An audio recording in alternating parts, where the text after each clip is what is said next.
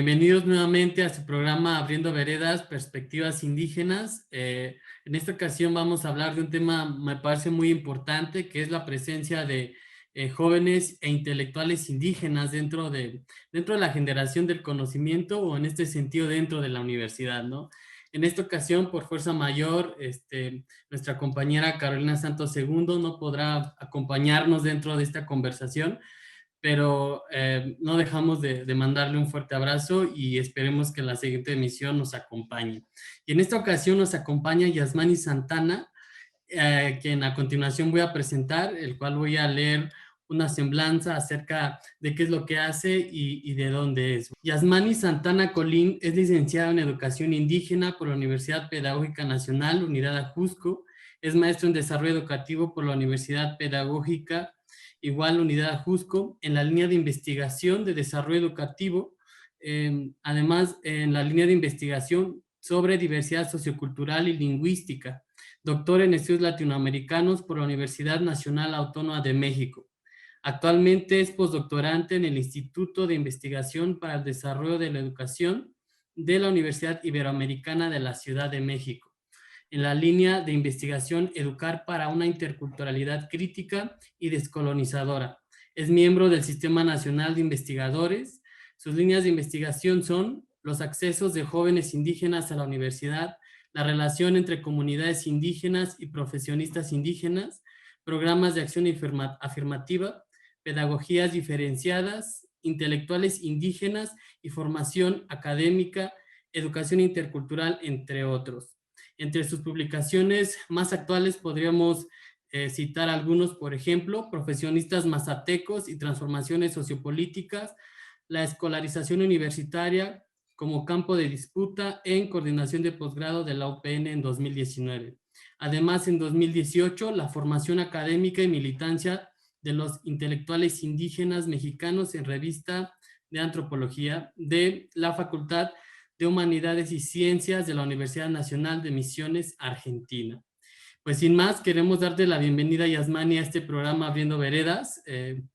Como sabrán todos los que nos están escuchando, este programa tiene la intención como de reflexionar y dialogar sobre temas que tienen que ver con los pueblos indígenas, pero también de temas que no necesariamente tienen que ver con los temas tradicionales, ¿no? En los cuales están inmersos los pueblos indígenas, ¿no? Entonces, nos parecía muy importante platicar contigo acerca del tema de los pueblos indígenas, ¿no?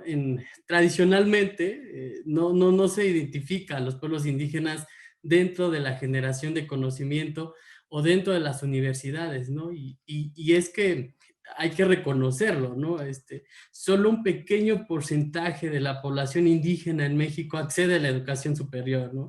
Y seguramente en menor proporción a programas de posgrado, por ejemplo, a maestrías y doctorados, y estas mismas estructuras, ¿no?, académicas de la universidad también, dentro de esos espacios hay un conjunto de dinámicas que también son excluyentes, que también son, hablamos de extractivismos, por ejemplo, dentro de, pues, de los recursos, ¿no? Pero también hablar de universidad implica también hablar de los extractivismos de conocimientos, ¿no? Como en la academia también estamos sujetos a estructuras de poder que a veces no son muy, no nos dejan con muchas ventajas, ¿no? Y sin más, pues queremos darte la palabra, Yasmani. Cuéntanos quién eres tú, de dónde eres y cómo llegas a estudiar el tema de los intelectuales indígenas. Bueno, pues primero, gracias por la invitación. Me siento muy halagado por estar en este espacio, compartiendo un poco sobre mí, sobre mi trabajo. Y bueno, yo soy perteneciente al pueblo Mazahua. Estudié en mi comunidad. Yo soy de una comunidad del Estado de México que se llama Ixtapan del Oro, que está ahí muy cerca con los límites de Michoacán. Y crecí en la comunidad. Me formé en estas escuelas multigrado, ¿no? Paradójicamente, ¿no? De que a mí nunca me gustó la escuela, ¿no? O sea, para ser honestos, nunca me gustó la escuela. O sea, yo nunca quise, porque además me tocó una etapa de la educación todavía, yo creo que todavía muy con estas secuelas del indigenismo, ¿no? Donde el profesor llegaba y te castigaba y te golpeaba para mí la escuela nunca fue como algo importante, ¿no? O sea, yo participaba de las actividades del campo, cuidaba a los animales, ¿no? Era campesino, ¿no? O sea, porque además es una comunidad que más que indígena se reconoce como campesina, ¿no? Aunque es una comunidad con orígenes mazahuas, ¿no? Y pues hacía las actividades de ser campesino. Y por cuestiones familiares salimos con mi familia a la Ciudad de México, eh, más que buscando fortuna, ¿no? Porque creo que muchos de esos procesos migratorios a las ciudades es de la gente que quiere buscar como una posibilidad en la ciudad. En nuestro caso fue necesario, ¿no? Fueron problemas familiares muy fuertes y bueno, tuvimos que salir de la comunidad y pues seguí estudiando, ¿no? Seguí estudiando, entré aquí a hacer mis estudios de educación básica y media superior. Y fíjate que fue muy curioso porque yo quería entrar a la universidad, o sea, más allá de que nunca me gustó la escuela, yo trabajaba y me pagaba mis clases en media superior y de repente me dio pues las ganas, ¿no? De entrar a la universidad y siempre te llegas a encontrar esta pregunta, ¿pero qué voy a estudiar? Y a mí siempre me interesó algo como la antropología, como las ciencias sociales, y de repente me encontré con una licenciatura que se llama Licenciatura en Educación Indígena en la UPN Ajusco, y yo miré como la currícula y me parecía como todo lo que yo buscaba, ¿no? Porque tenía antropología, tenía ciencias sociales, tenía lingüística, pedagogía, o sea, era como de todo de lo que yo quería, ¿no? Entonces entré a hacer la licenciatura y para mi buena fortuna entré a un espacio donde la experiencia que yo había tenido, ¿no? De salir de la comunidad y venir a un espacio pues mucho más urbano, eh, era como una experiencia compartida con muchos otros amigos de la licenciatura, compañeras, compañeros que salían de la comunidad y ya habían pasado mucho tiempo aquí en la Ciudad de México y venían también como con ese entusiasmo de venir a formarse. En mi caso yo salí por cuestiones familiares, en el caso de mis compañeros venían particularmente a buscar el acceso a la universidad. Y para mí fue muy grato porque me encontré con estos otros que eran yo mismo, ¿no? Que eran el reflejo mío de una experiencia muy particular porque también venían de contextos muy complicados, ¿no? De situaciones económicas eh, pues muy precarias, igual que yo, y el estar en la universidad implicaba, ¿no? También venir de una formación básica pues muy mala, ¿no? Digámoslo, ¿no? O sea, en realidad, yo por ejemplo venía de la experiencia de la escuela multigrado y en realidad la escuela multigrado en mi comunidad, no sé cómo es en otras comunidades, pero nunca fue buena, ¿no? Y muchos, o la gran mayoría de mis compañeros nunca siguió estudiando. Y estando ahí me empecé a encontrar con estas cuestiones, ¿no? Entras a este mundo académico, ¿no? Donde de repente empiezas a tener encuentro con lecturas, con ideas de otros contextos, de otros lugares, de otras personas y eso te empieza a permear, ¿no? Y entonces, yo recuerdo que tuve una materia que se llamaba Cultura e Identidad y siempre era preguntarse quién eres tú, ¿no? ¿Quién eres tú? ¿De dónde vienes? ¿Cuáles son tus orígenes? Y ahí yo empiezo a hacer como toda una reconstrucción de mis orígenes, porque en realidad quienes llegamos acá a la ciudad desde muy chicos, de repente empiezas a negar el origen, ¿no? O sea, te preguntan de dónde eres y yo, por ejemplo, me decían, pues yo soy de acá, de la colonia Pedregal acá en Tlalpan y nunca dices vengo de tal pueblo, mis orígenes son estos, porque en realidad es complejo también llegar a un contexto urbano y cuando llegas solo porque también se viven muchos procesos de discriminación, ¿no? O adaptarte a este nuevo contexto nunca es fácil. Y cuando llego a la universidad y me encuentro con este encuentro de lecturas y demás que hablan de identidad y yo me empiezo también a cuestionar y decir, bueno, yo tengo ciertos orígenes, ¿no? O sea, yo vengo de tal lugar, mi familia es tal, y me empiezo a identificar, ¿no? Como perteneciente a una comunidad, a un pueblo, con ciertas tradiciones, con ciertos elementos culturales, lingüísticos que yo no había reconocido en mi formación previa. Y eso se vio, eso lo empecé, o sea, tanto me pegó que mi investigación de tesis en la licenciatura fue sobre eso. O sea, yo empecé a investigar también el proceso de migración de otros compañeros y cómo había sido ese acceso a la universidad, o sea, cuáles habían sido las complejidades que estos compañeros y compañeras habían tenido a la universidad. Pero en realidad lo que entendí mucho después era que estaba haciendo también una etnografía de mí mismo, ¿no? O sea, que yo me estaba reflejando en ese proceso que yo trataba de indagar en otros compañeros, en realidad también estaba plasmando mi propia experiencia. Y eso fue muy grato, ¿no? Porque me encontré con estas otras historias de vida individuales, pero que también eran colectivas, ¿no?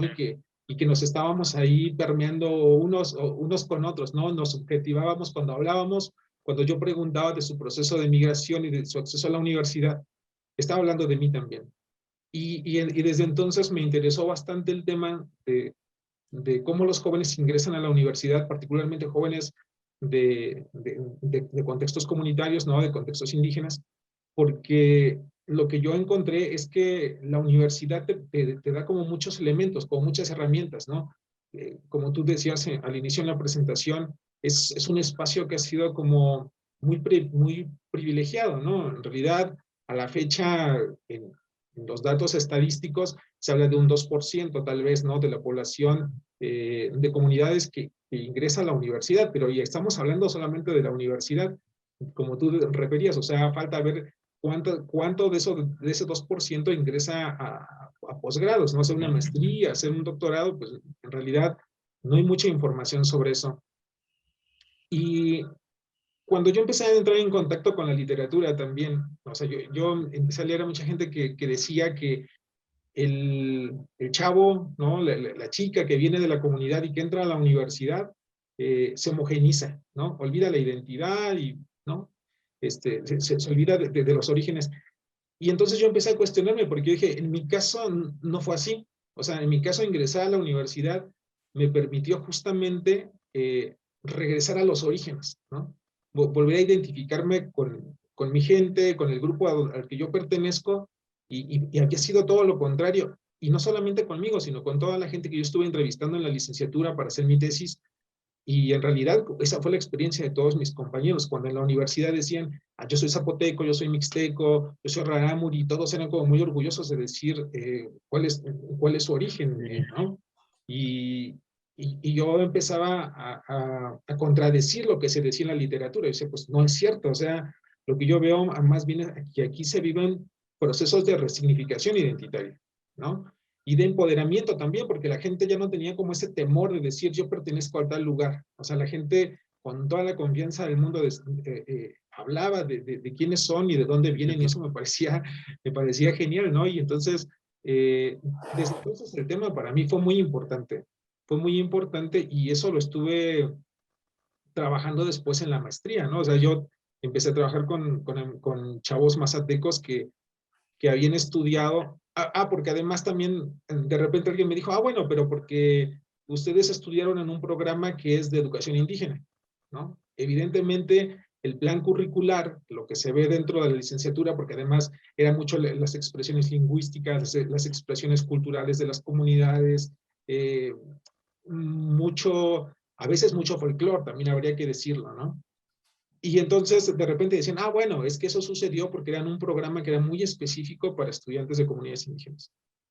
Y entonces yo me empecé a preguntar, bueno, pero ¿qué pasa con los chavos que no entran a programas como este, ¿no? Que no son programas de educación indígena, que no son universidades interculturales, sino que están en universidades convencionales, ¿no? ¿Qué pasa con ellos, no? Y ahí otra vez quería ir a contrastar esto que dice la literatura. Y estuve trabajando con compañeros mazatecos que habían estudiado en la UNAM, que habían estudiado en el Politécnico, que habían estudiado en la UAM, en fin, en diferentes universidades que no tienen una orientación hacia los pueblos indígenas. Y paradójicamente, estos chavos también estaban reconfigurándose en ese espacio universitario y decían, yo pertenezco a las comunidades mazatecas, estos son mis orígenes, y, y muy extraño para mí, o sea, y para muchos, era que ellos mismos, esta gente que decían que se homogenizaba, ¿no? Que se blanqueaba, esto que dice la literatura, pues no estaba pasando. Estos chavos tenían como muchos proyectos a partir de su formación profesional que iban a implementar o que ya estaban implementando en sus comunidades, ¿no? Recuerdo mucho a un chavo que estudiaba relaciones comerciales y decía, en mi comunidad solamente llegan empresas a ofrecernos trabajos temporales. Y nosotros estamos ahora con otros profesionistas mazatecos implementando un programa donde vamos a tener empleo permanente para la gente de nuestras comunidades, ¿no? Y eso a mí o sea, me parecía como súper interesante. Entonces yo dije, bueno, sí, o sea, yo tenía razón. O sea, sí, evidentemente hay gente que puede negar el origen cultural o que la universidad sí le ha jugado como una mala pasada y ha vivido como muchos procesos de discriminación, por eso niega el origen cultural, pero otro sector, y que no es un sector muy pequeño, sino es un sector muy amplio, cuando llega a la universidad es cuando se empieza a decir, a ver, yo soy, ¿no? Y porque se encontró con estas herramientas que paradójicamente te decían que te iban a homogenizar, ¿no? O sea, se encontraban con esta literatura, sí, muy occidental, evidentemente, porque no vamos a negar que la universidad sigue siendo muy occidentalizada, pero paradójicamente ese conocimiento occidental estaba sirviendo para crear procesos de resignificación identitaria en estos jóvenes. Por eso es que yo me acerco al tema, ¿no? En realidad es un tema que tiene que ver con todo conmigo, ¿no? Por eso también me gusta tanto el trabajo, ¿no? O sea, es encontrarte con otras experiencias que a la vez cuentan una historia que puede ser tu propia historia, ¿no? Sí, yo creo, Yasmani, que ahorita nos empieza como a empezar como a decir muchas claves que me parecen muy importantes. Primero, estos procesos de migración, ¿no? O sea, es creo que un proceso en el cual, pues básicamente mucha de la población indígena que viene y va a su comunidad, pero hay, como decía Norma, venimos a las ciudades, pero ahora ya somos de las ciudades, ¿no? En este sentido, ¿no? Y resignificando también el espacio urbano y un nuevo territorio, pero ahora tú nos hablas como de este nuevo territorio, ¿no? El territorio de la universidad y cómo, a pesar de que uno pudiera pensar, ¿no? Esta idea que tiene, por ejemplo, esta idiosincrasia de las personas, ¿no? Carolina en algún momento decía, ¿no? Una vez la encontraron vestida con su traje de ñachó y la señora le dijo, ay, está bien que hables tu traje ñachó y que hables ñachó, pero tú ya vas a la universidad, no deberías de hacer eso, ¿no? Bueno, eso es lo que piensa el común de las personas, ¿no? Pero cómo eso no ocurre, más bien, tú das cuenta de que en lugar de que se blanquee, que hay un cambio de chip en términos de adaptar una perspectiva, un conocimiento racional en ese sentido occidental, pues básicamente estos jóvenes intelectuales, podríamos decirlo, profesionistas o que se profesionalizan, pues más bien ven en la academia esta posibilidad de resignificarse, ¿no? Su identidad y desde su comunidad. Y también Guayame, un chico Wirrárica, nos decía, es que la comunidad o la identidad es como un ancla que no se puede romper, es un hilo que nos une con nuestra comunidad, con nuestra identidad, con nuestros antepasados, con nuestro territorio, y no se puede romper de tajo, ¿no? Entonces, cómo dentro de la universidad, a pesar de esta idea como de homogenizar, al final, pues, más bien los jóvenes se apropian de ese conocimiento para después posicionarse, ¿no? Posicionarse frente a eso que los pretende profesionalizar, ¿no? Y otra parte que me parece muy importante, ¿no? Esta capacidad que tienen estos jóvenes para adaptarse, ¿no? Esta capacidad de adaptarse a muchos mundos, ¿no? El mundo universitario, al mundo urbano, pero también continuar, ¿no? Con su vida comunitaria, con su vida que tiene que ver con su comunidad, ¿no? Me parece sumamente muy importante. Y bueno, pasando a la pregunta que tiene que ver como eh, quiénes son los intelectuales indígenas, ¿no? Hablamos de que ahora los indígenas se profesionalizan, cursan carreras en el Poli, la UNAM o en otras universidades. Ahora podríamos hablar también de universidades interculturales, más o menos, lo que traen esta idea, bueno, en sí mismas, ¿no? Cuando fueron fundadas tenían esta idea de formar a profesionistas indígenas desde una perspectiva de pertinencia cultural, podríamos decirlo de esta manera. ¿Qué ocurre o no? Bueno, eso depende, ¿no? De cada caso y podríamos hablar, ¿no? En otro conversatorio. Pero bueno, estamos hablando de que ahora están estudiando, ¿no? Pero ¿a quiénes podríamos definir como intelectuales indígenas, ¿no? Sí, fíjate que ese es un tema complicado. Bueno, antes quería solo como complementar esto que decías anteriormente, porque creo que la gente que sale de las comunidades también o sea, se cree que se rompe con la comunidad, pero la comunidad es portable. O sea, tú sales de la comunidad, pero la comunidad se va contigo, porque la comunidad no es un espacio físico.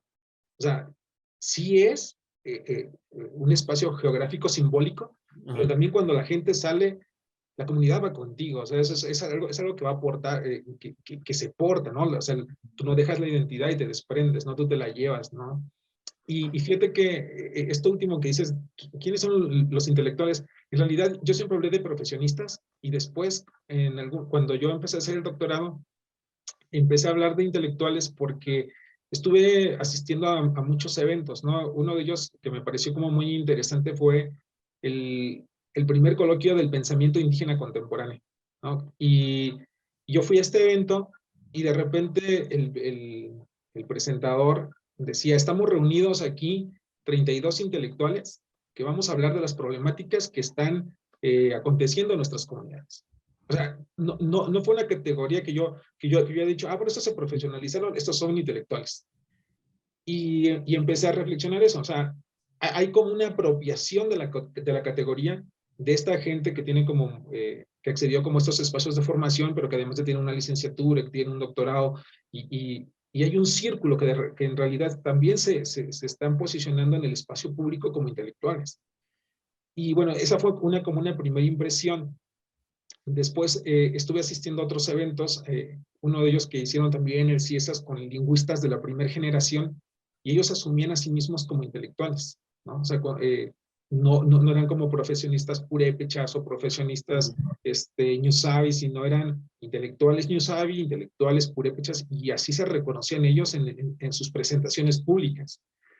Y me empezó a llamar la atención, ¿no? Y de repente estuve yendo así a varios eventos. Después se hizo el pensamiento, el segundo congreso del pensamiento indígena también en la UNAM, y pasaba lo mismo. O sea, había como un reconocimiento de nombrarse como intelectuales. Fui a Oaxaca, ¿no? Donde fue un congreso sobre comunalidad, y se hablaba de los intelectuales indígenas oaxaqueños, ¿no? Jaime Martínez Luna, Floriberto Díaz, que ya murió, ¿no? Pero, o sea, muchos intelectuales, ¿no? Juan Julián Caballero, gente que estaban trabajando aspectos de la lengua, o sea, y de repente yo dije, bueno, este es un sector también muy fuerte, ¿no? O sea, muy importante, muchos, y empecé a ver, ¿no? Dónde se habían formado y cómo se habían formado. Muchos de ellos surgieron de esta beca de Ford, ¿no? Que daba para que gente de comunidades pues pudieran acceder a hacer programas de maestría y de doctorado en México, en América Latina, en Europa, ¿no? O sea, y mucha de esta intelectualidad surgió de esos programas también de acción afirmativa. Y me empezó a llamar la atención, y yo empecé a identificar un grupo de profesionistas, que para mí en ese entonces solo eran profesionistas, que eran académicos. O sea, eran gente que ya estaba dando clases en el CIESAS, que estaba dando clases en la UNAM, que estaban dando clases en la UPN, que estaban dando clases en autónomas de Guadalajara, de Quintana Roo, en fin, en diferentes universidades del país, todos con grados de maestría y doctorado, ¿no? Y yo había visto cómo, pues, esta gente dentro del espacio público se reconocían como intelectuales. Entonces empecé a hacer mi investigación, y empecé a hablar de intelectuales, y eso fue un problema, esto que tú me preguntas, o sea, definir quiénes son los intelectuales. Siempre me cuestionaron, pero tú los estás definiendo como intelectuales, porque intelectuales hay muchos, y en las comunidades tenemos el Consejo de Ancianos, tenemos a las parteras, tenemos a la gente que tiene otros conocimientos de medicina, en fin, esos intelectuales, ¿no? También, Entonces, sí. claro, o sea, evidentemente tenemos todos estos intelectuales más locales, y después tenemos este otro sector, ¿no? De profesionistas que se están definiendo a sí mismos como intelectuales, ¿no? Y fue eso fue fundamental, o sea, porque fue una pregunta que aparecía siempre en mis presentaciones, pero ¿quiénes son los intelectuales? ¿Pero quiénes son los intelectuales? Y entonces, inicialmente yo había hecho una categorización desde Chomsky, desde Jean-Paul Sartre, Gramsci, en fin, Por supuesto, ¿no? toda esta gente que habla de quiénes son los intelectuales, pero yo también decía, pero esto no me sirve, ¿no? Porque esa es una definición de un intelectual intelectual orgánico que decía Gramsci, que en realidad no es el intelectual que está en las comunidades, ni el intelectual que se está formando ahora en las universidades. Tiene ciertas características, pero no es. Y, y yo también empecé a preguntar, ¿no? Una de mis preguntas a estas personas es, por qué definirse como un intelectual, ¿no? Y ahí unas de las respuestas principales eran que había una necesidad de una apropiación de la categoría, ¿no? Pero una apropiación también como un acto político, ¿no? De resistencia. Es decir, a ver, es cierto, ¿no? La academia, el espacio académico reconoce que hay una serie de intelectuales, ¿no? Que generan conocimiento, pero no reconocen este otro sector intelectual que surge de las propias comunidades y que también está generando conocimiento al interior de estas universidades y que de repente queda invisibilizado.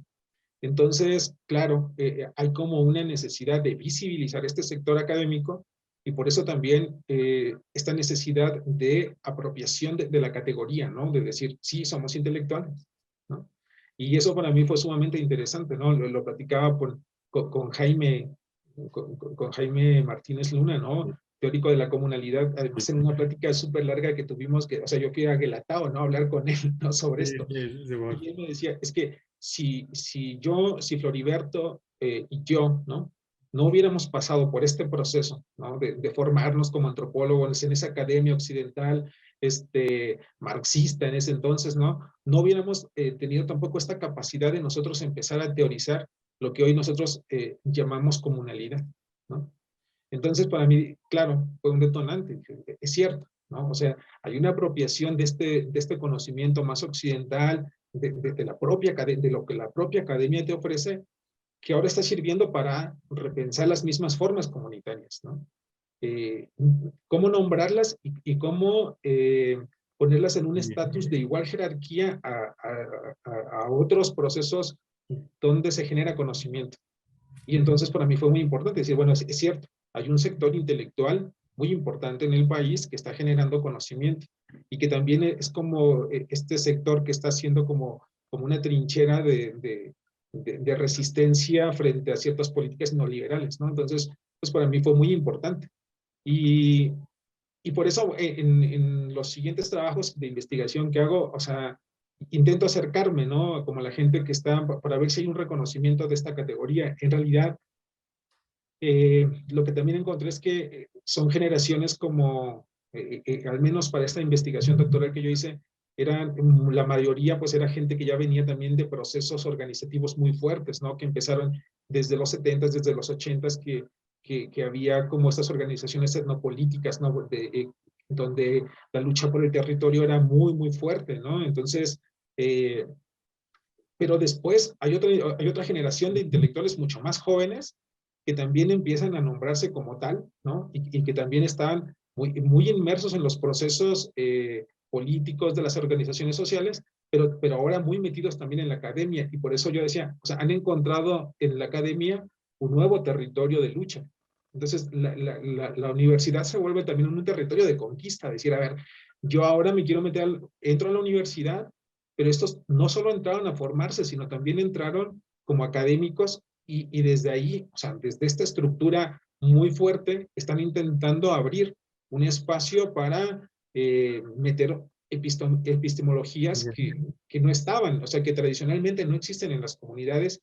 Y lo que hoy yo veo es que de alguna manera, tal vez muy incipiente, pero sí hay como la apertura de ciertas universidades, no de todas, pero sí de algunas, que empiezan a reconocer que hay un tipo de estudiante no convencional, ¿no? Entre comillas, no convencional, y que estaba haciendo una aportación muy importante dentro de la propia dinámica universitaria. Y eso me parece sumamente importante, ¿no? De visibilizar, de problematizar, y por eso Siempre es como uno de es mi tema favorito, ¿no? O sea, yo pensar el acceso a la universidad también como una forma de resistencia. Y aquí habría que decir también que hay como varios posicionamientos. O sea, hay gente que está diciendo, no, pues la academia no, porque la academia no entiende los procesos comunitarios. Y eso es muy respetable, ¿no? Pero hay gente que está diciendo, ah, no. O sea, la academia debe ser un espacio de conquista, de lucha, y por eso vamos a meternos. O sea, las estructuras las abres desde dentro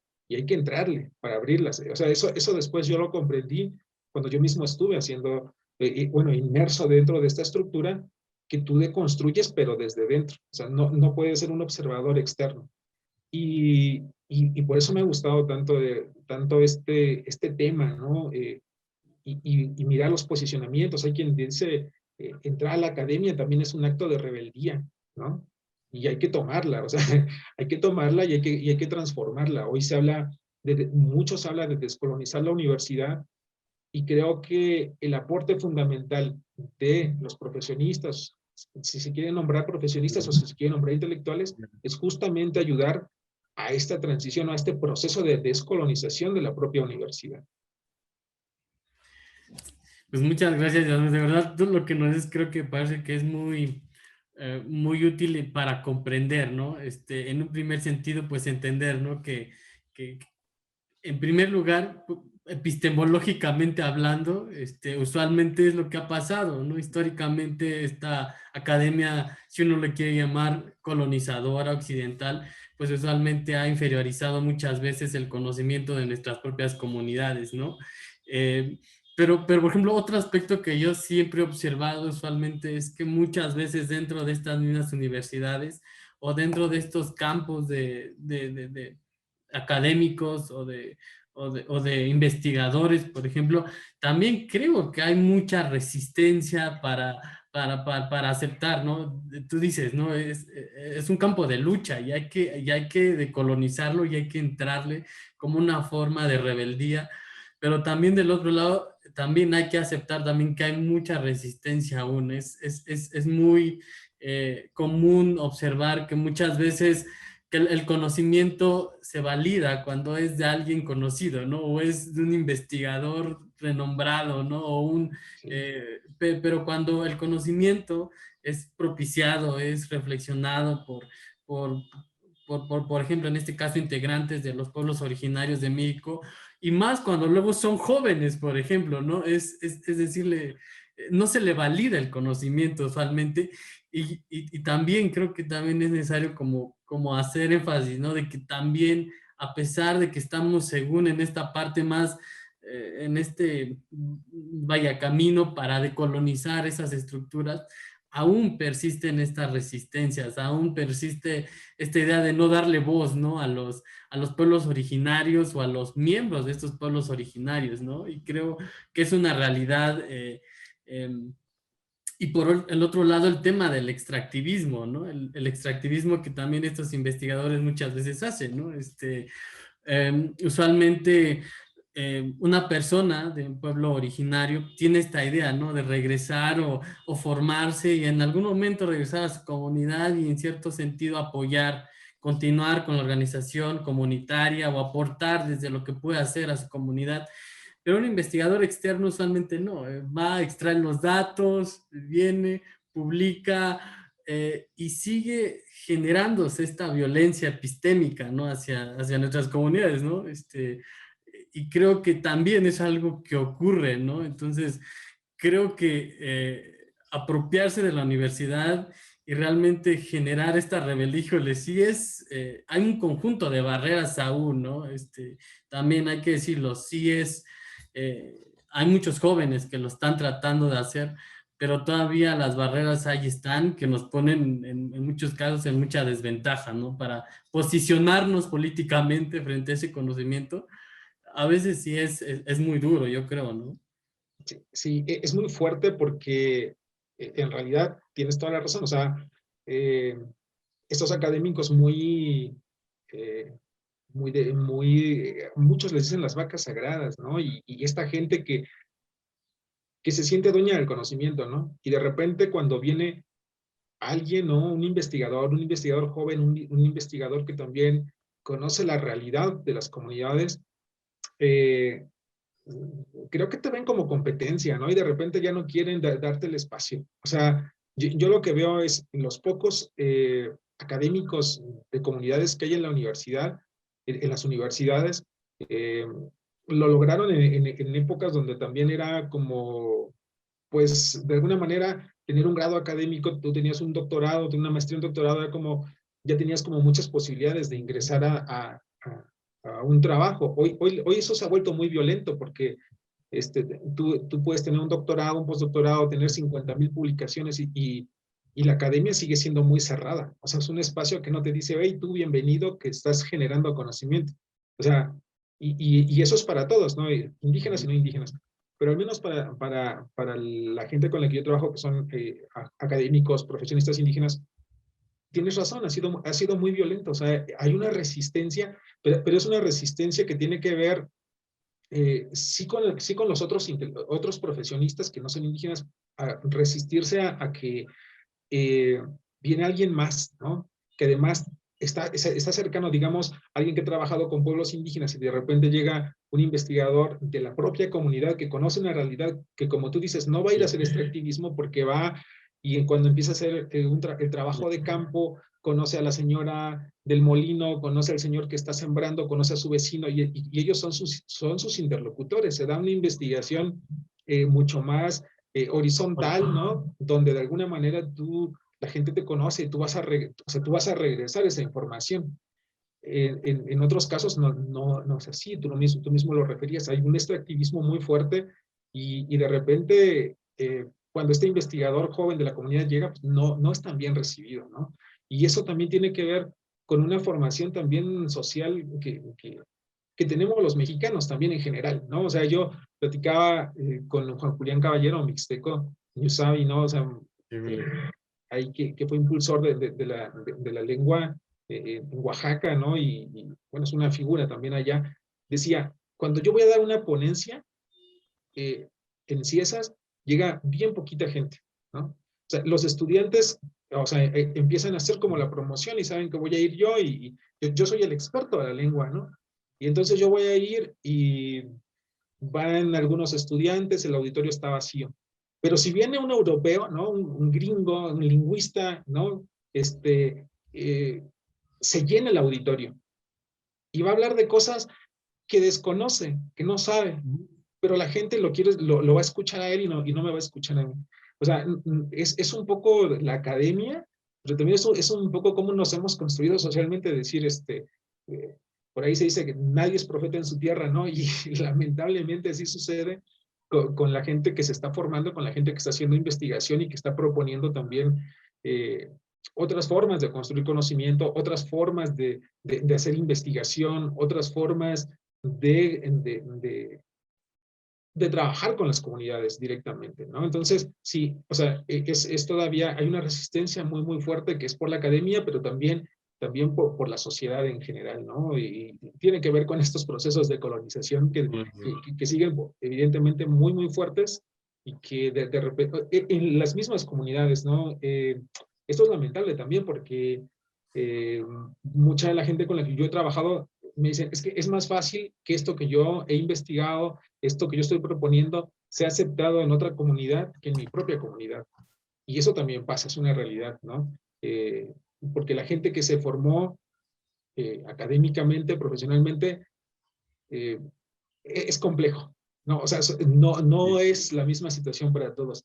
En muchas comunidades el profesionista es bien recibido, o sea, se ve con buenos ojos que haya profesionistas, se ve que seguramente van a contribuir, que están haciendo un trabajo, que están haciendo los cargos comunitarios, pero que además ese perfil profesional también está sirviendo para otros procesos también de la comunidad. Pero en otras comunidades, pues podrás ser muy profesionista, pero la comunidad no te va a dar chances si tú no has hecho los cargos, si tú, o no importa que seas profesionista, eso no va a ser la diferencia. Hay muchas formas de ver al profesionista, ¿no? Dentro de la academia, fuera de la academia y en general, ¿no? Pero creo que se están tocando, se están abriendo puertas, ¿no? Y ese es un trabajo fuerte que mucha gente con todas las necesidades, con todas las dificultades que implica entrar a la universidad, lo están haciendo, ¿no? Y eso es sumamente importante. Y eso, hace un rato es lo que te iba a como comenzar a comentar, ¿no? Usualmente el valor social que debería o que debería de tener la investigación producida por los miembros de pueblos indígenas, ¿no? Hasta para algunas comunidades, ¿no? Y sí, concuerdo totalmente de acuerdo en términos de, en muchas de nuestras comunidades, el hecho de que te formes, el hecho de que, de hecho, muchas comunidades abren el espacio para que sus jóvenes por ejemplo, en mi comunidad está esta dinámica, ¿no? Si a los 18 años no entras a la universidad, pues entras, ¿no? Al sistema de cargos, a empezar a hacer cargos, a cooperar, a hacer faena, por ejemplo, ¿no? Pero si tú demuestras que estás en una universidad, pues te dan hasta los 21, 22, hasta 23 años y como que te exoneran de obligaciones para que te dediques de tiempo completo a eso, ¿no? A estudiar tu carrera universitaria. Y durante mucho tiempo se pensó eso en mi comunidad, ¿no? Hay que abrirles el espacio para que se formen, porque en un futuro ellos serán los que van a dirigir en cierto sentido nuestra comunidad, tomarán mejores decisiones, tendrán más habilidades, ¿no? En términos de gestión o a generar proyectos de incidencia dentro de nuestra propia comunidad. Sin embargo, con el tiempo se ha observado esto, ¿no? Los jóvenes de mi comunidad comenzaron a formarse en carreras que luego los hizo migrar, ¿no? A donde hubiera mercados laborales, ¿no? En ese sentido, después, posteriormente, la gente decía, no, no es que se van a estudiar y luego no regresan, o no apoyan, o no están, ¿no? Esa es una realidad que, por ejemplo, en mi comunidad observo, ¿no? Los que se profesionalizaron muchas veces no regresaron o no cumplen, ¿no? Esta parte ciudadana, ¿no? Y muchas veces no es tanto que no quieran, sino están inmersos en una dinámica, ¿no? Entre el trabajo, la familia y la comunidad, ¿no? Y a veces uno trata de sortear todos esos aspectos, pero a veces quedas mal con algo, ¿no? Y muchas veces la comunidad es la que está ahí como vigilante en términos de, no, los estudiantes no nos salieron tan bien, ¿no? No son útiles para la comunidad. Y en esta parte de, ¿cómo diríamos? Como de renovación generacional, no sé, en ese sentido de que se necesita gente joven, ¿no? Para ocupar esos cargos, hacer los trabajos comunitarios, pues no están, ¿no? Entonces, es otro de los dilemas que aparecieron con la profesionalización. Y otro aspecto que me parece que quería como preguntarte esta parte, bueno, el valor social, ¿no? Si es cierto, en nuestras comunidades no vale mucho como de, pues soy maestro, ¿no? Tengo el título de doctor. A veces el conocimiento no es tan valorado en cierto sentido, ¿no? No le dan el valor, ¿no? Que en sí mismo tiene valor, porque en términos, porque genera conocimiento, porque lo que no se escribe no existe, porque da evidencia de un contexto, de una historia, de un pueblo, de una memoria colectiva, de otras formas de vida, ¿no? Pero dentro de nuestras comunidades usualmente es muy complejo darle el valor al conocimiento, ¿no? ¿Cómo observas esto? Sí, tiene que ver con muchas cosas. Mira, voy a regresar a lo que decías hace rato y que me parece como, o sea, ese es como el gran meollo del asunto. O sea, regresar o no regresar, y ese siempre ha sido el problema, ¿no? Y yo recuerdo que en mis primeras entrevistas en licenciatura, esa era una pregunta que le hacía a mis compañeros, ¿piensas regresar a la comunidad? Y la gran mayoría decía, yo sí quiero regresar a la comunidad, pero el problema es que no hay condiciones para regresar a la comunidad. Uno, por esto que tú dices, o sea, este valor social que no, o sea, a veces la profesionalización no tiene ese valor social dentro de la comunidad. Porque no importa si eres o no eres profesionista muchas veces, ¿no? O sea, lo que importa es que tú vayas y hagas los cargos. Ya después veremos, ¿no? Y, y, y era esto, es decir, yo sí quiero volver a la comunidad, pero no hay condiciones para volver a la comunidad. Y ahí entrábamos, yo recuerdo que desde entonces traemos un fuerte dilema, ¿no? Este fuerte debate, y decíamos, al joven que no es de comunidad, que estudia, que se profesionaliza como cualquier persona, no se le exige nada. No hay una exigencia de la sociedad, no hay una exigencia de la academia, no hay nada. el estudiante, el profesionista indígena, con toda la complejidad que tuvo para entrar a la universidad, y no solo entrar, después para terminar la carrera, después hay una exigencia social que pareciera ser un mandato, un mandamiento, decir, tú tienes que volver a la comunidad. Y aquí yo también voy a dar mi punto de vista, que también, digo, comparto con algunos, tal vez algunos no, y es que tú puedes ayudar a tu comunidad desde cualquier lugar. O sea, hay experiencias de mucha gente que va y viene, o sea, va a la comunidad, pero regresa porque es académico, va a la comunidad, pero regresa porque entre semana es funcionario, está en la comunidad, está resolviendo algunas cosas, pero regresa porque trabaja en tal institución de gobierno, porque trabaja en una ONG, porque está en una organización social, porque ¿no? Y de repente ese profesionista se le exige un montón de cosas y está en todo, ¿no? O sea, tiene que cumplir con los estándares que solicita la comunidad, tiene que cumplir con los estándares que solicita la propia academia y la sociedad en general. O sea, hay una presión muy fuerte para el profesionista o estudiante indígena que no tienen otros estudiantes. Y eso ha sido muy complejo, ¿no? Y creo que es cierto, no hay muchas condiciones para regresar y para trabajar, pero lo que sí puede hacer este profesionista es regresar, apoyar con lo que puede, es decir, formar gente también dentro de la misma comunidad y en esta dinámica de ir y venir, ¿no? O sea, porque tú lo comentabas al inicio, o sea, ya eres de allá, eres de acá, a veces no eres ni de allá ni de acá, o sea, también eso es muy complicado, ¿no? Porque hay una exigencia social muy fuerte. No sé, o sea, yo no podría darte una respuesta ahora, es algo que se sigue discutiendo, ¿no? Es algo que se sigue problematizando y creo que las experiencias son bien diversas, ¿no? Desde la gente que sí ha logrado regresar a la comunidad, que está inmersa, que está participando y que sigue además ejerciendo su profesión, desde gente que está muy comprometida con la comunidad, pero desde espacios más extraterritoriales, ¿no? Y lo está haciendo. Y creo que ambas cosas son necesarias. Yo recuerdo que en las entrevistas que hice justamente con este sector de gente muy formada que se reconocían como intelectuales, decían nosotros, todos, la gran mayoría decía, nosotros somos puente, ¿no? Entre esta sociedad urbana, el Estado y la comunidad, ¿no? O sea, gente que estaba trabajando, o sea, que estaba bien metida y tenía que hacer esta relación. Y recuerdo que alguien me decía, alguien de la academia decía, es que a mí no me gusta que digan eso. O sea, no me gusta que digan que son el puente, porque es como que se sienten muy importantes y como que pues ellos son, ¿no? Y la comunidad sí necesita ese puente o no lo necesita.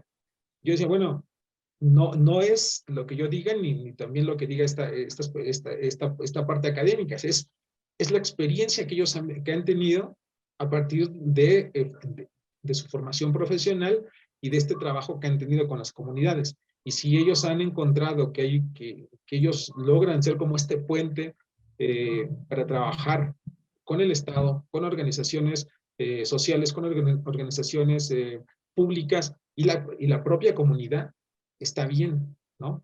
Y más cuando la propia comunidad te solicita y te dice, oye, tú le sabes a esto, échanos la mano, ¿no? Entonces creo que ahí es cuando la profesionalización o el conocimiento cobra sentido, ¿no? Porque empiezas a ejercerlo porque la propia comunidad lo necesita y porque tú mismo lo aportas, ¿no? Y no es un intelectual que dice, un profesionista que dice, bueno, yo voy y les cobro, ¿no? ¿No? Es gente que está haciendo un trabajo, yo por eso le llamo de militancia, de activismo, porque finalmente son otros espacios que se empiezan a abrir donde estas nuevas generaciones, como tú bien decías, de profesionistas, se insertan en nuevos espacios, ¿no? Que no son los espacios de los 60s, de los 70s, de los 80s, de toda esta lucha organizativa de las comunidades, pero sociales, ¿no? Por ejemplo. claro, pero ahora hay otra lucha desde otros espacios y que también son espacios necesarios, ¿no? Hoy vemos gente que está haciendo poesía, que está haciendo literatura, que está haciendo cine, que está haciendo teatro, que está haciendo deporte, que está haciendo la academia, que está haciendo, en fin, o sea, que está ocupando muchos espacios y esos espacios son necesarios, ¿no? También son luchas necesarias y son espacios que tenemos que ganar, que tenemos que ir abriendo, porque también han sido espacios cerrados, ¿no? Y hoy, poco a poco, de una manera muy incipiente, pero se empiezan a visibilizar a gente de nuestras comunidades en esos espacios, ¿no? Muy pocos, pero están ingresando. Sí, muchas gracias, Yasmán. Yo creo que lo que nos dices es realmente muy importante, ¿no? Ahora los nuevos espacios, ¿no? La academia, pero también no hay que dejar de pensar en los otros espacios y militancias, ¿no? Por ejemplo, hay que hablar de estas nuevas formas de aportar a la comunidad desde espacios extraterritoriales, dices, desde otros territorios, que no necesariamente es haciendo un cargo, pero en sí mismo tiene un valor porque da cuenta, porque sigue reivindicando muchas veces esta parte de la identidad, ¿no? Muchas veces, eh, por ejemplo, habrá intelectuales que, como dices, estén más en el activismo, que estén más en el tema de los medios, por ejemplo, y que claro que por supuesto que tiene un valor, porque visibiliza, ¿no? En ese sentido, aunque no esté haciendo el tequio, por ejemplo, en su comunidad, ¿no? O hay personas que se han dedicado toda una vida en términos de entender, por ejemplo, o promover los derechos humanos, ¿no? O hacer suyas causas que tienen que ver con problemáticas que nos atañen como pueblos indígenas, ¿no? Y que también es muy valioso y válido y que me parece que también es de reconocer, ¿no? A veces en la comunidad no se reconoce como tal esto, pero que me parece muy importante y fundamental. Y como para ir cerrando, quería como abrir este espacio para hablar de la interculturalidad, ¿no? Me parece que muchos de estos procesos van inmersos procesos de interculturalidad, ¿no? Usualmente yo creo que por ejemplo, los que se incorporan a la universidad, los que se profesionalizan, los que luego entran a las maestrías o los que están en diferentes ámbitos que tradicionalmente no eran indígenas, están jugando una suerte de aprender otros códigos, de aprender otras culturas y se adaptan y las vuelven suyas, ¿no? Y son capaces de hablar en diferentes códigos, de diferentes cosmovisiones. eh, pero yo quiero hablar de esa interculturalidad que no existe más bien en la sociedad, ¿no? A veces hablar de interculturalidad se le pone a los indígenas, ¿no? O a las universidades interculturales. Es que ustedes tienen que ser interculturales. Es que hay que generar ese diálogo intercultural. Pero si nos damos cuenta, creo que los que están abiertos muchas veces a estos diálogos, a nuevas formas de comunicación y de expresión son los pueblos indígenas, ¿no? Muchas veces, yo creo. Y tan es así que se adaptan a las ciudades, ¿no? Y que son transnacionales y que están buscando nuevos territorios. Pero creo que me parece que hay una sociedad que no está, no está, no quiere ser intercultural o más bien se lo asume a los indígenas, pero el grueso de la sociedad, ellos no asumen una interculturalidad o no la asumen como un proceso que ellos deberían de llevar a cabo. ¿Qué opinas al respecto? Sí, ese es un tema también complejo.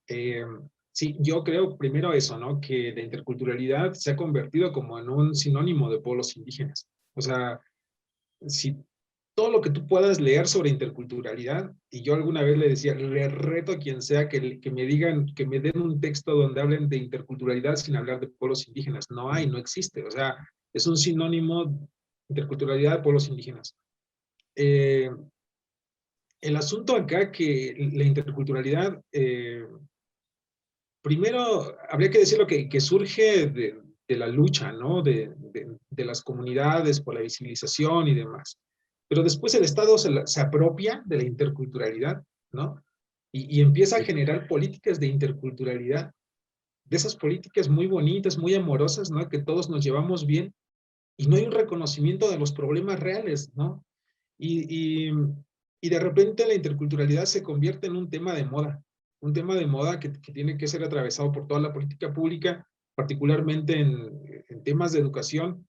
Se habla de que hay que interculturalizar los currículums también, pero esto no ha pasado, ¿no? O sea, por ejemplo, lo vimos alguna vez aquí en la Ciudad de México, se buscó que se enseñara el náhuatl, ¿no? Como una segunda lengua, más allá del inglés, ¿no? Y de repente eso ya es muy intercultural. eh, se hace una semana de los pueblos indígenas, se hace, o sea, es una interculturalidad muy folclórica, ¿no?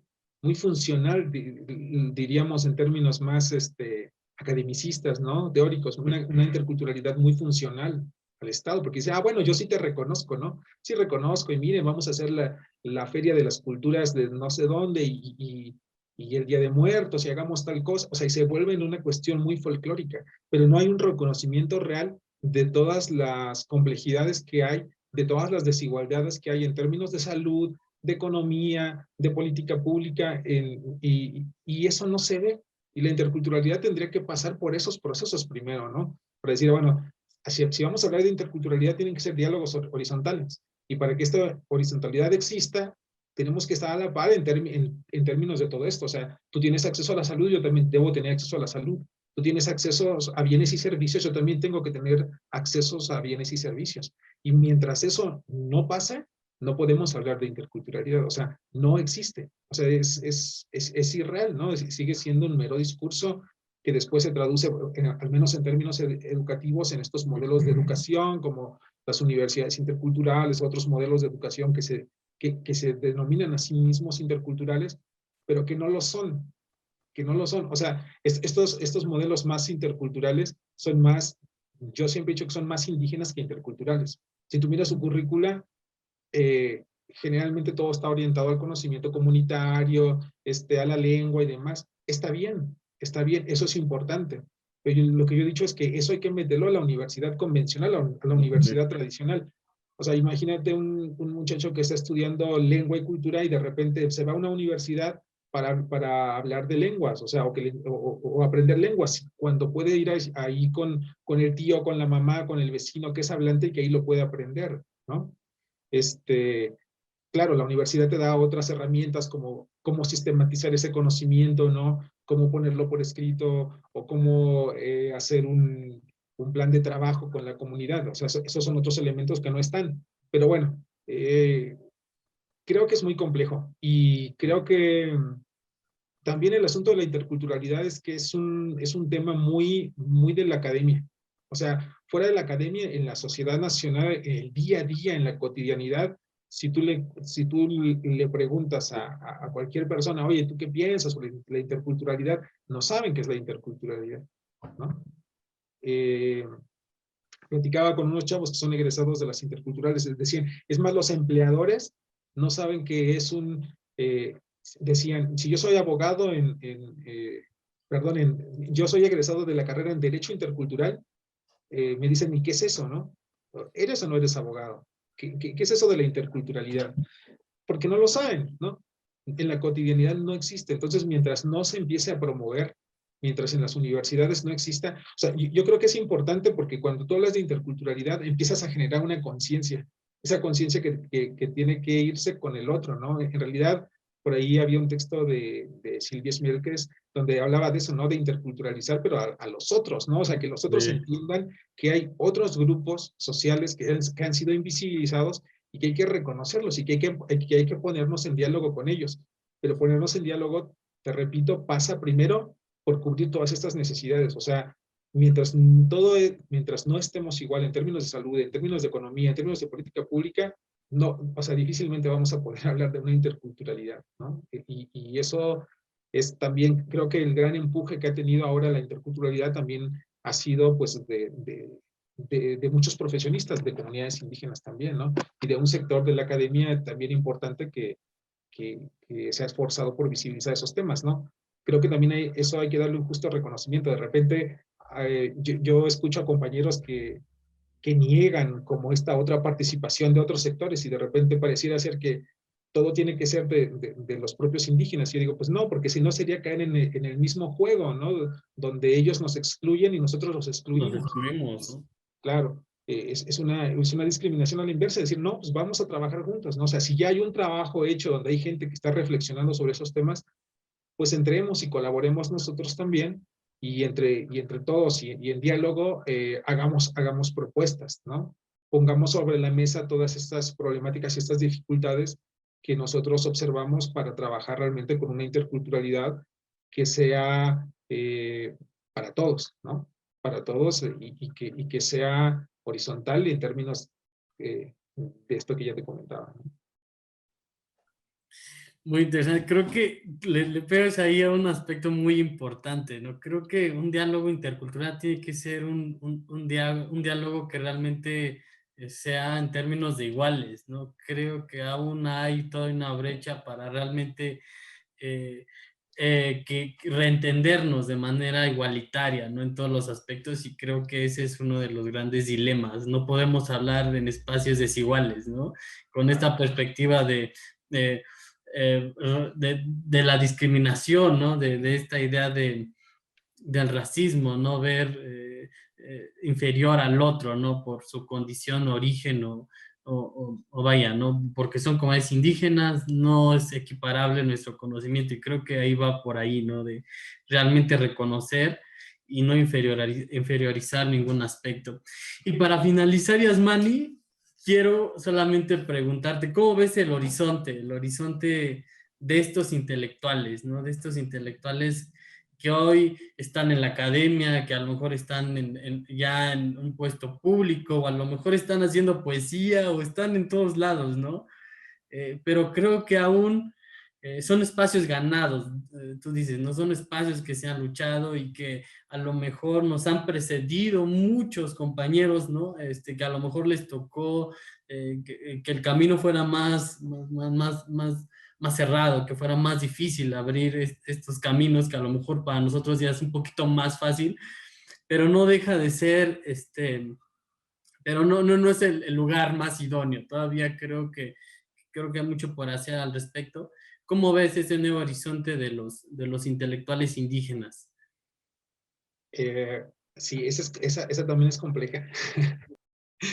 No, bueno, yo lo que, mira, yo empiezo a ver que hay como un sector muy amplio ya en el país de profesionistas, desde el sur hasta el norte. No, yo no conocía mucho al norte, recién empiezo a mirar hacia el norte también, porque en realidad los trabajos son más en los estados donde hay mayor población, Oaxaca, Chiapas, Guerrero, ¿no? La zona centro del país, pero a veces el norte está un poco olvidado y creo que también ahí se ha avanzado muchísimo y veo que ahí ya hay un sector muy amplio. No es tan visible, por ejemplo, si tú miras las experiencias de, de Ecuador, de Bolivia, que se ve como un sector como muy compacto, como más fuerte, más fortalecido, o también tiene que ver con cuestiones geográficas. Aquí tenemos somos muy distintos en el norte que en el sur, con nuestras propias problemáticas, pero sí están ahí es un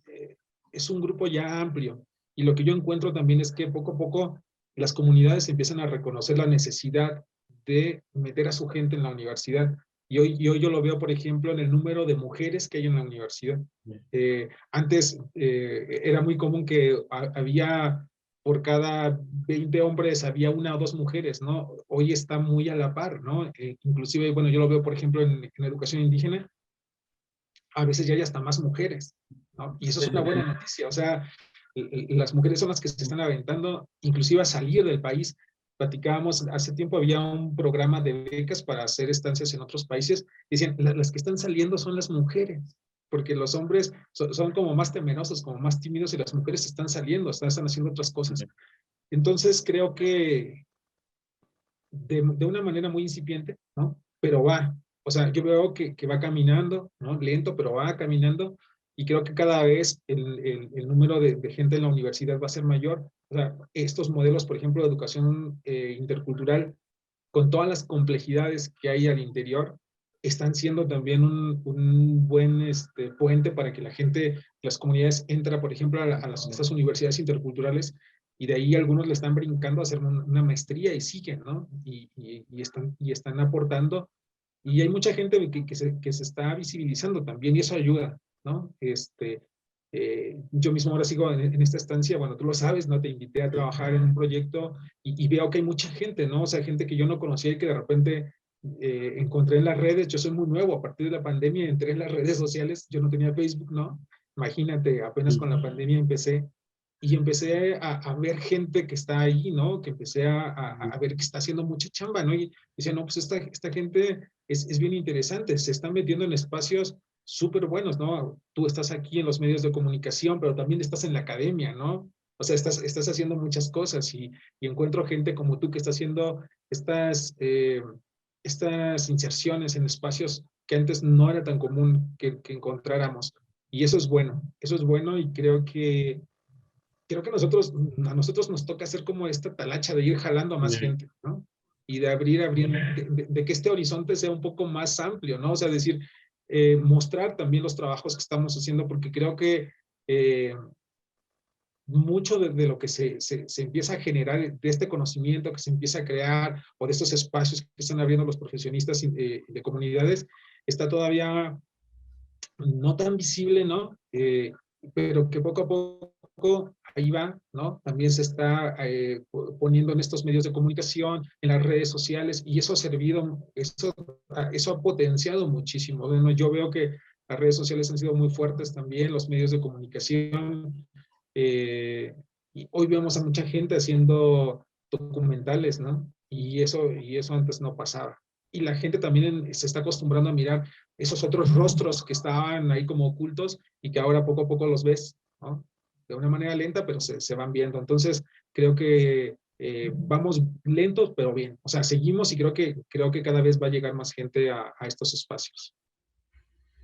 Nuevamente quiero agradecerte, Yasmani, por acompañarnos. Recibe un cordial saludo de Carolina Santos, quien igual es conductora de este programa, el cual no pudo estar aquí. Y nuevamente, solamente quiero sintetizar, ¿no? Esta parte. Creo que nos toca hacer esta parte bisagra, ¿no? Abrir estos espacios, ¿no? Para las nuevas generaciones, me parece, ¿no? Creo que el horizonte hay que ir marcándolo hacia allá, ¿no? Abrir más espacios para visibilizarnos más, para reflexionar, para dialogar y para reivindicar nuestro lugar, ¿no? Aquí, ¿no? En la academia, en este país, ¿no? En la política, en las artes, en la intelectualidad, ¿por qué no? Y pues muchas gracias y nuevamente queremos agradecer a todos los que nos están acompañando en este programa Abriendo Veredas y Tunti di Hamadi, Din Vitavi, Nunazi Munzi, Tunti di Hamadi Yasmani, Tunti di Hamadi Gajo.